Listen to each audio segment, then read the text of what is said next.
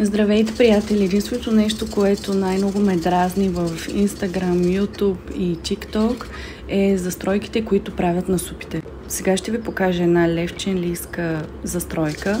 2 яйца ги разбъркват. Смесват се с малко вода, студена, 2 лъжици брашно. Според зависи от количеството на супата. След това добавям цяла кофичка кисело мляко, 3,5%. Разбърквам много добре, преди да го сложа на котлона. Слагам го на котлона и бъркам, докато не започне да бълбука цялата смес. Ето сега ще ви покажа как трябва да изглежда, преди да започнете.